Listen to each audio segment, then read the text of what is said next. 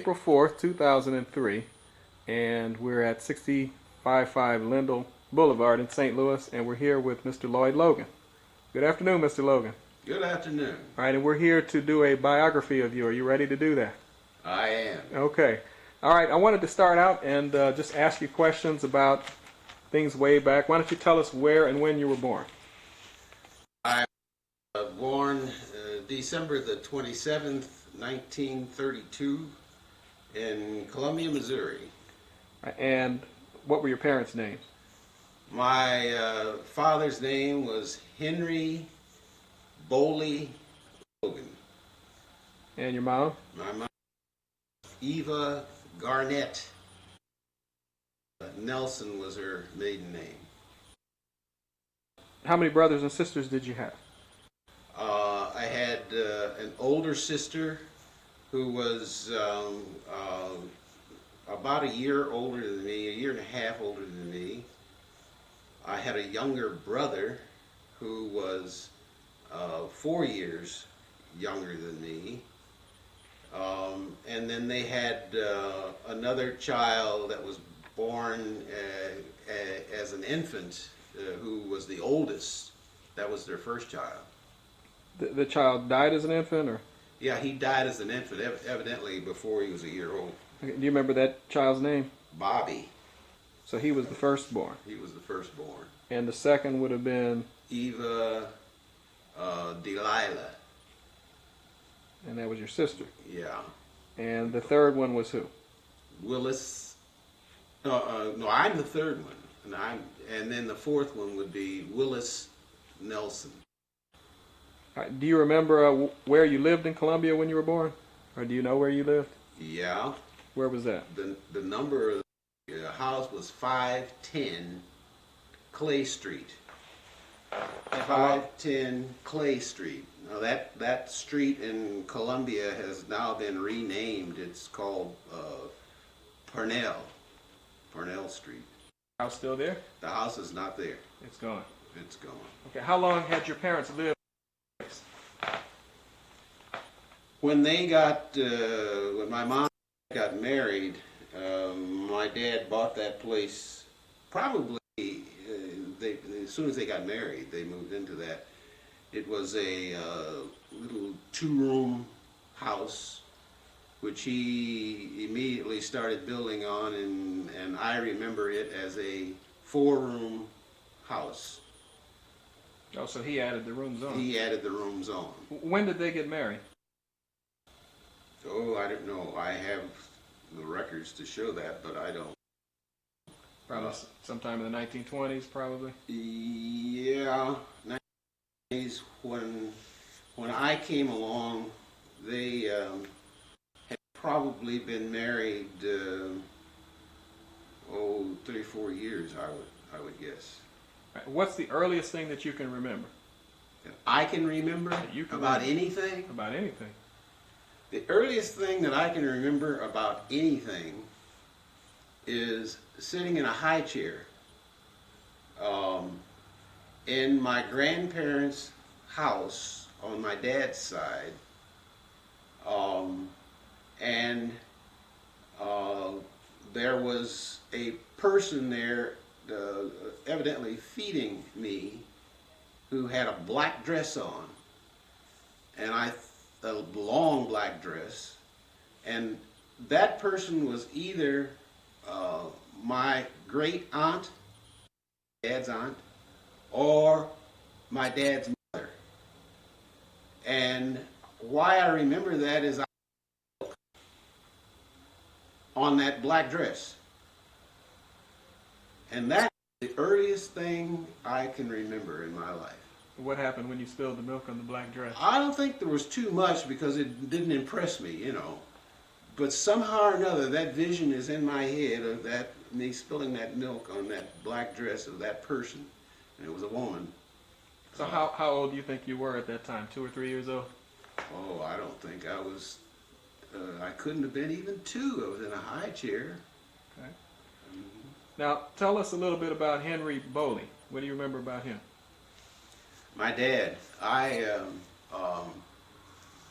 remember him starting off, we lived in Columbia. My dad was a chauffeur and cook and all-around handyman for a rich white family in Columbia, Missouri. Did he? He didn't live with these people. No, no, no. So He lived with us, but every day he went and worked for them. He and my mother both worked for them. What did she do for them? She was a maid. And my dad would leave. The only thing I remember was his chauffeur's cap that he wore. He would come home in the evening. He had a car. My dad always had a car, although they made very, very little money. And I have to tell you about that. But he always had a car. He came home and we would eat, and almost every night he would take us for a ride in the car. Now, was this the car he would use to drive the people around, or this was his own This car? was his car. Oh, so how did he have a car?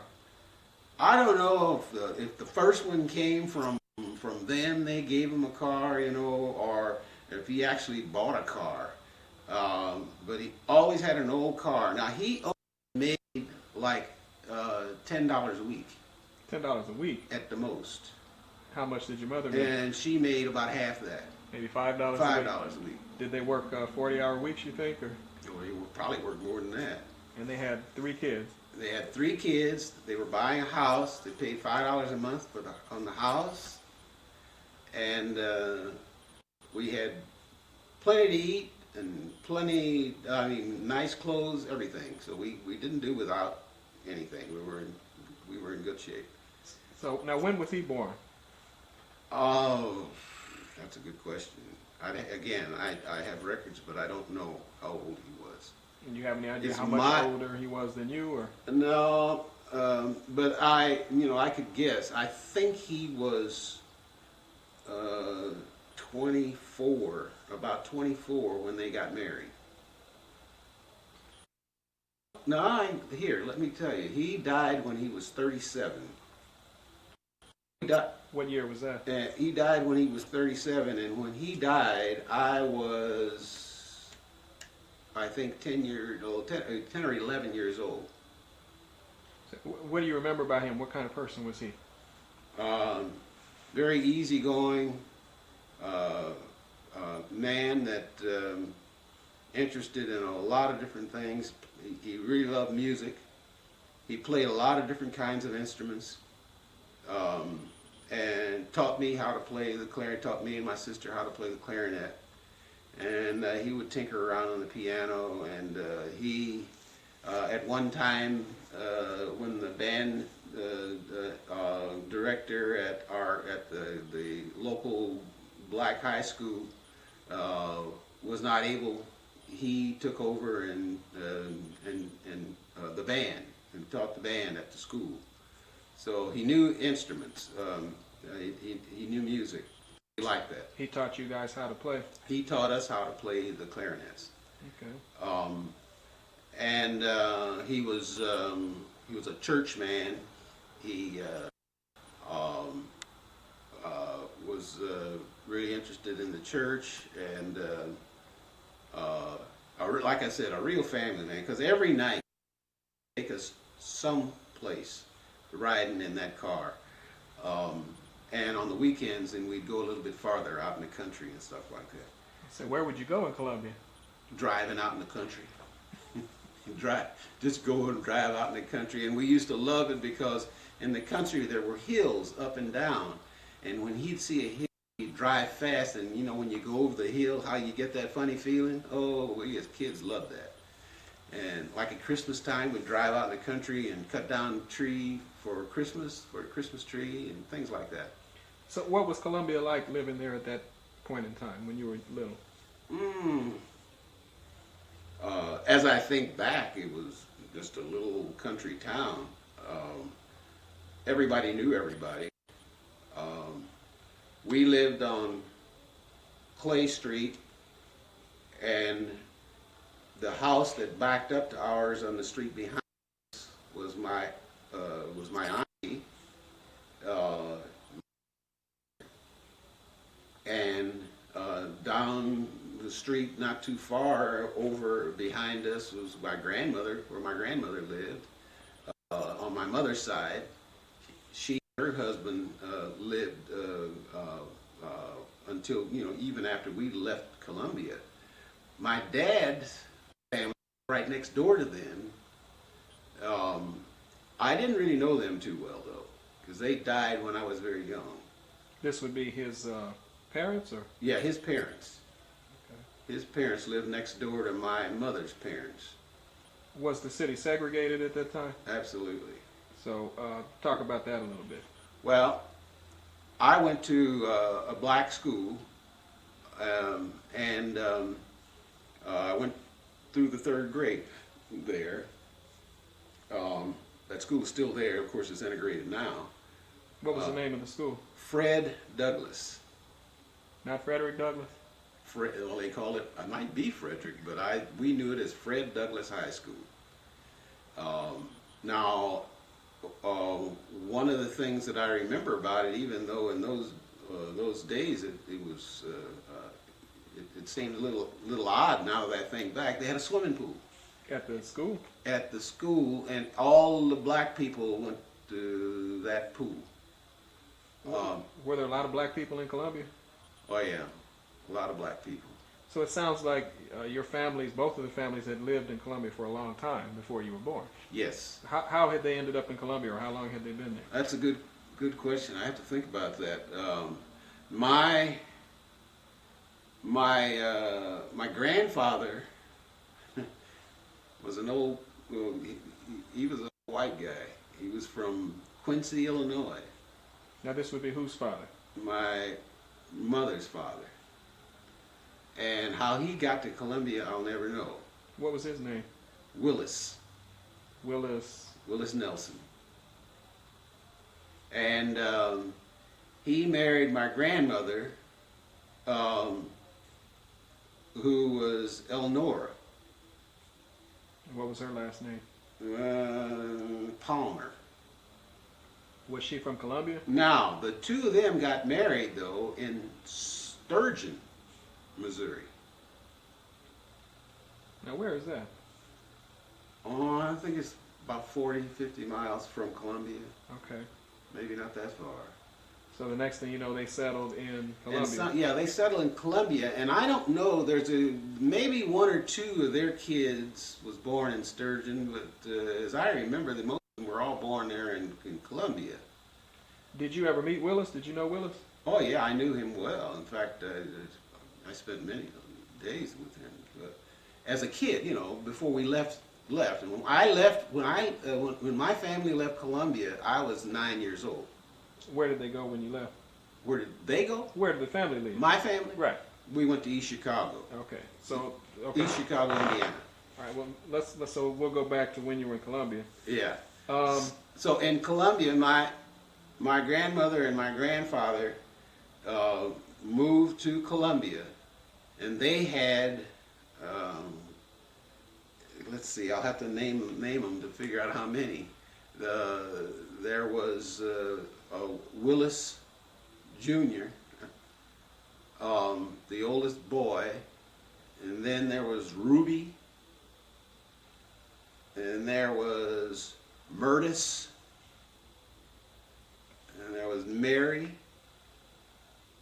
and there was Eva. Eva's my mother,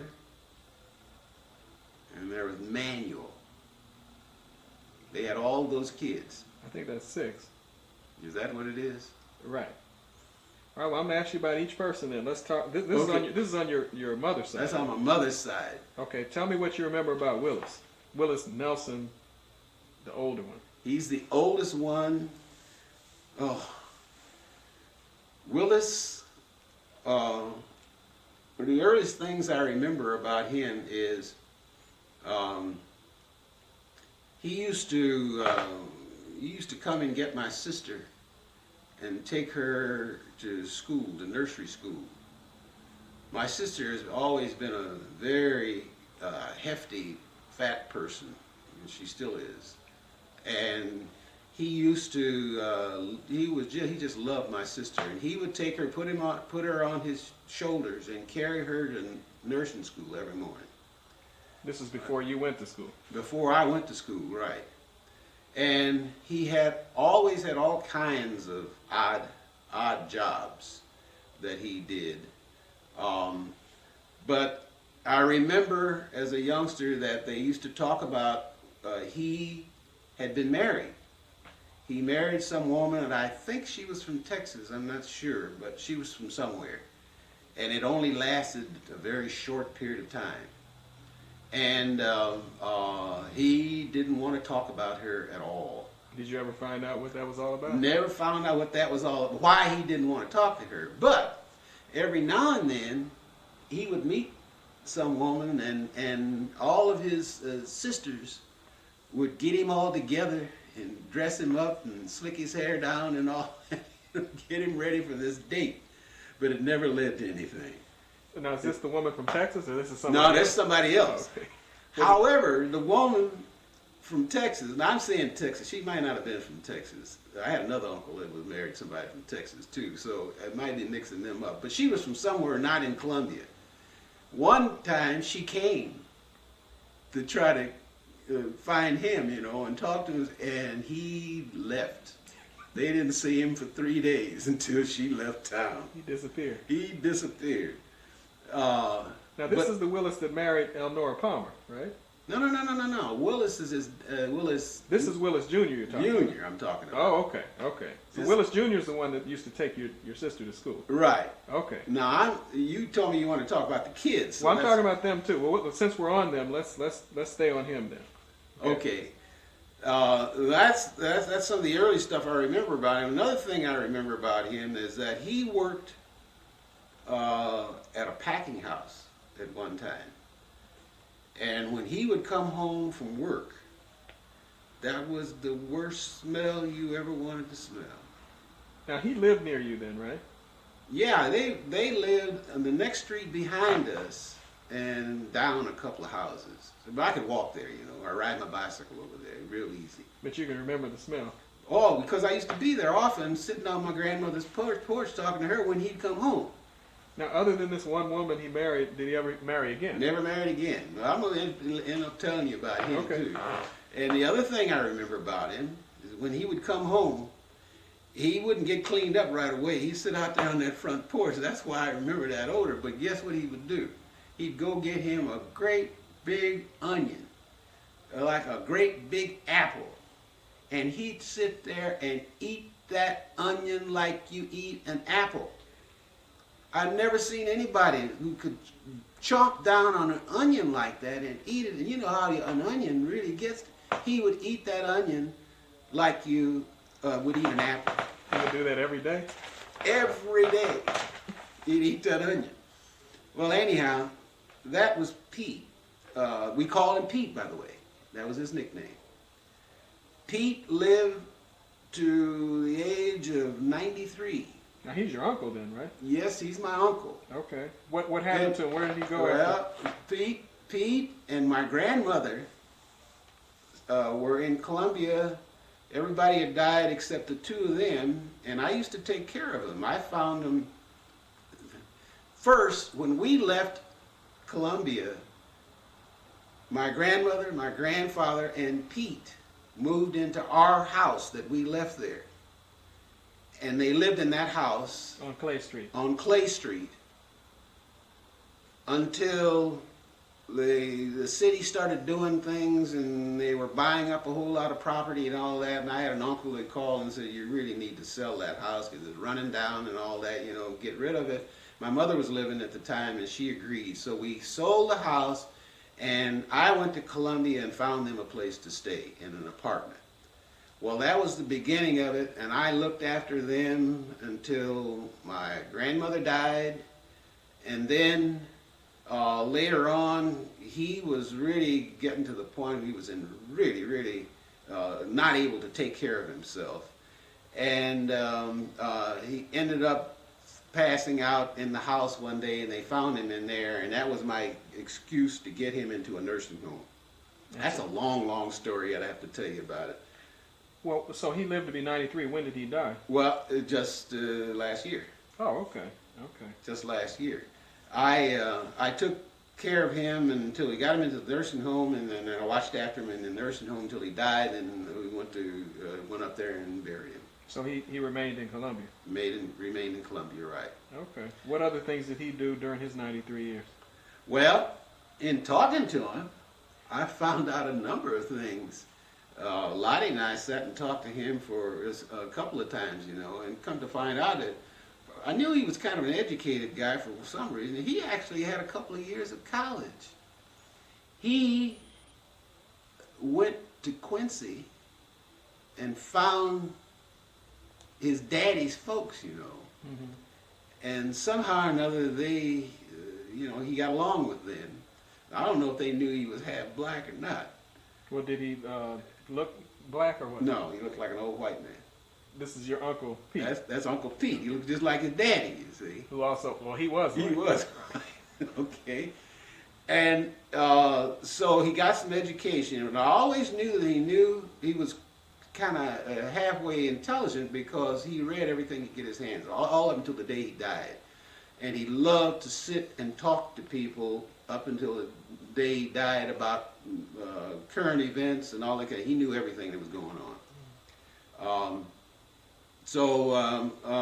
And he, like I said, he had all kinds of odd jobs. He was very proud of the fact that he helped to build Highway 54, which is a highway out of Columbia.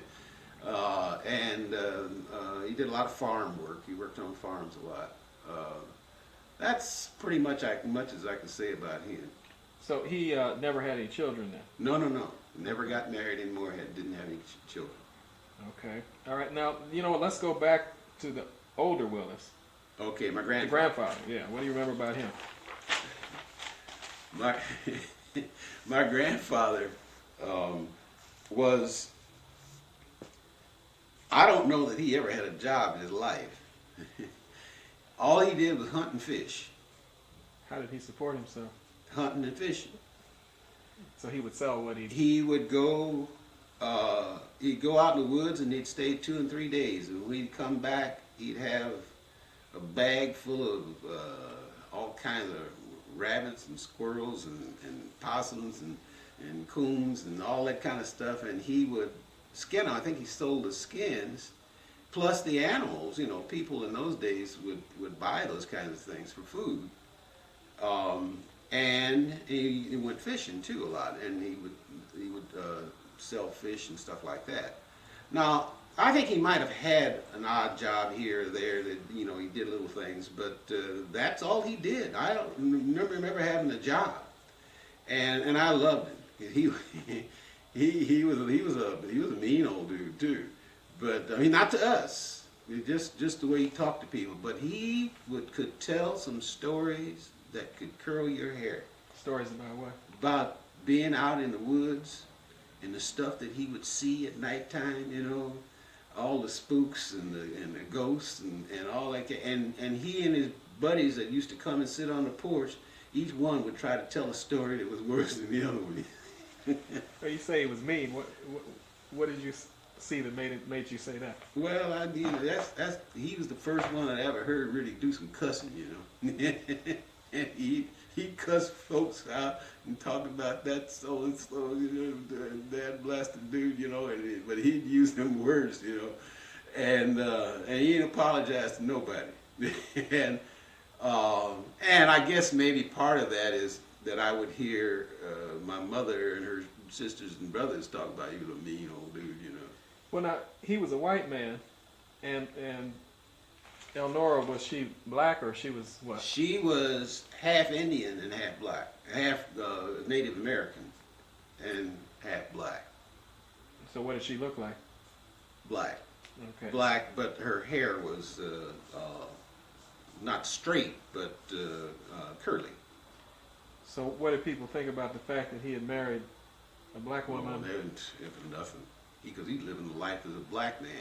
Plus, all he was a guy that went hunting and fishing all the time, And he lived a life as a black man. In fact, one of the stories I remember, my folks telling me, I don't know about this, but my mother and them were telling me, said one day he was sitting out on the front porch. By the way, that was the main pastime, sitting out on your front porch.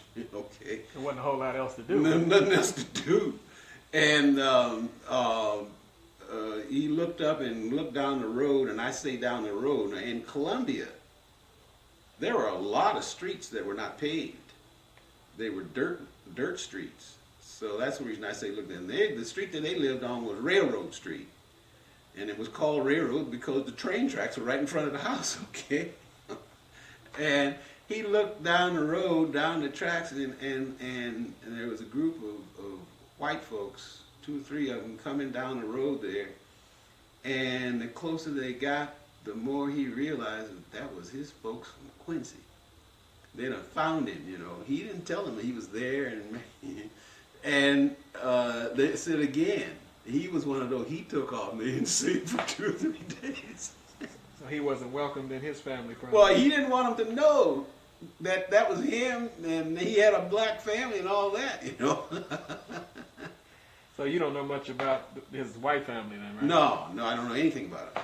I don't know anything about him other than what I've just told you. That's as much as I know about them. You don't know whether he had brothers and sisters or his parents or. No, No? I don't. Okay.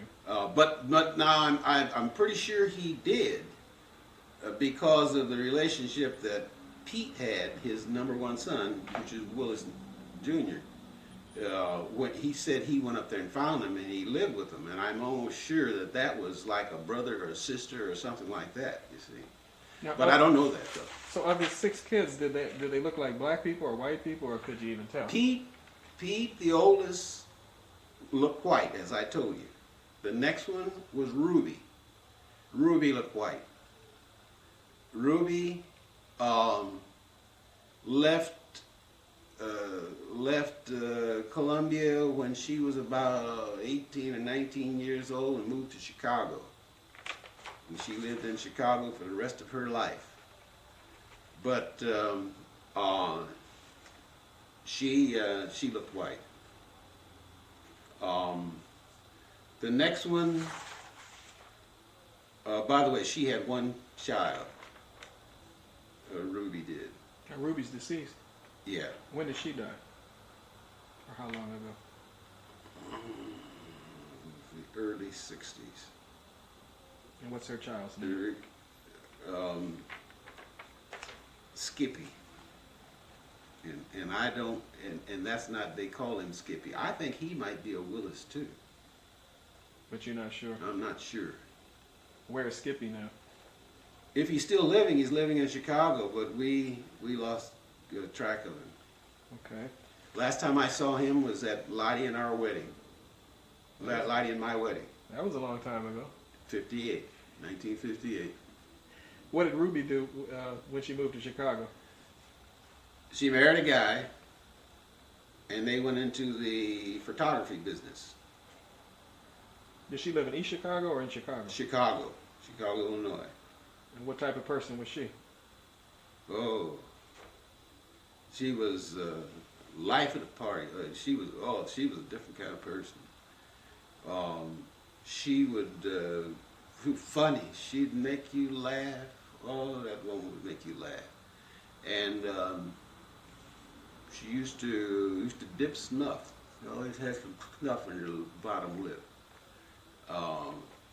By the way, you ought to know that my grandfather and my grandmother, her mother and father, both of them smoked pipes. Okay? Mm-hmm. And that might be why they all got into this tobacco. That's the reason I'm saying that. And but Ruby and her husband had this photography shop where people would come off the street, you know, and get their pictures taken. Now, I remember them from during the war, so a lot of people were taking pictures, you know, to send to people in the service, or service guys that were on furlough would come in and take pictures with their girlfriends and all of that, you know. And in those days, they didn't have color pictures, you know, and she would take pictures, blow them up, and then paint them. And that's how they had color pictures. They would actually paint them. This was during World War II. Yeah. Did you stay close to Ruby, or? Well, we lived in East Chicago, Indiana. Oh, so when you moved, you were close to We where were she close to her then, you see. lived? Okay. But, of course, that was later on after we moved up there. But she left home when she was, like I said, 18, 19 years old, I think. So Skippy would be your cousin. Skippy is my cousin, right. Is he about the same age as you, or? Oh, no, he would be maybe 10 years older than me. Okay. And the next one was Murtis. Murtis. Murtis was, what was her last name? She was married to Leon, I can't remember, I have to think about that, I can't remember his last name.